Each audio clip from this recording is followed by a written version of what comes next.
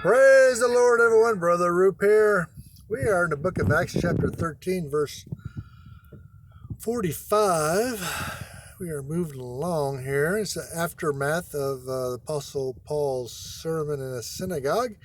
And if you're my subscriber, thank you very much. I'm honored.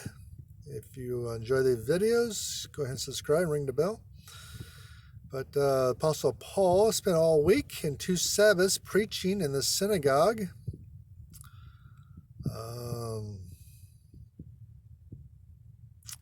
Luke was there, Barnabas was there, and a few others were there with him.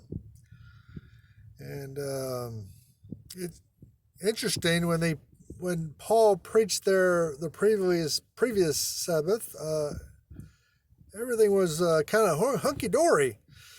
They kind of received the message. It was a positive reception. Jews kind of thought about it. Gentiles were excited. But Paul and his band spent the whole week in that town preaching and getting to know people. And the next Sabbath, they went to the synagogue to preach. And things were different. That's because the whole town came out to hear Paul preached. And that's... You see, the problem was before Paul arrived on scene, Barnabas and Luke and all of them, the whole town was not coming out to hear the local Jewish rabbis preach.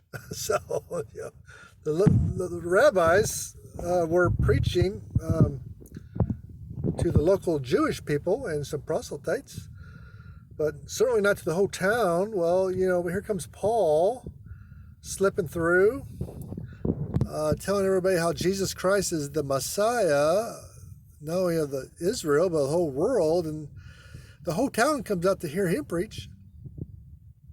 So what does that do, man? That causes a lot of jealousies here. All right, verse 45, let me read it to you.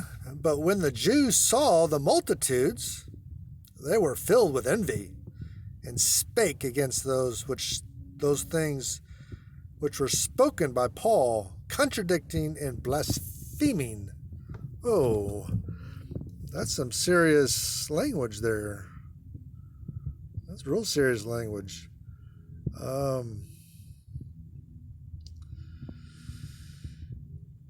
They were envious.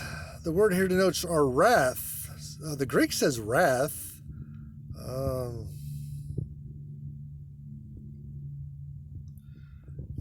Here to King James it says envy. The Aramaic says envy too. So, but envy and wrath, kind of, two sides of the same coin, right? I mean, so the multitudes came to hear a message which the Jews were kind of rejecting. They might have been threatened that their whole religion's being overthrown. They might have been threatened by it too, so they spoke against it, opposed the doctrine that Jesus was the Messiah, that the Messiah would be humbled, lowly, despised, and put to death. See, the Jews thought the Messiah would sweep the Roman Empire out of the area, but that wasn't what Jesus was all about. And they contradicted what the apostles were preaching there. This is evidently is done in their presence. If you look at verse 45 or 46, the next verse, it was obviously done in their presence. They contradicted him in their presence. And blaspheming. Ooh, wow. They spoke against Jesus with contempt and scorn, to blaspheme. When men are enraged, they little regard the words which they utter, and little care that they may be what God will think of them. We're in the presence of God 24/7. God's listening to us. God's weighing our words. We got to be careful with that. When men get attached to a certain sect or party or religion, our denomination, our politics. They have no good arguments to employ usually. They just attempt to overwhelm their enemies by bitterness and reproachful words. And we see that today, don't we? Don't we see that today? Lots of hating going on in social media. If you're into politics or religion, men in the heat of arguments, you know, especially with religion or politics, frequently utter blasphemy, and they do it a lot of times not being aware of it. Pure doctrines are often vilified because we don't believe them, because we don't want to believe them because our heart is hard.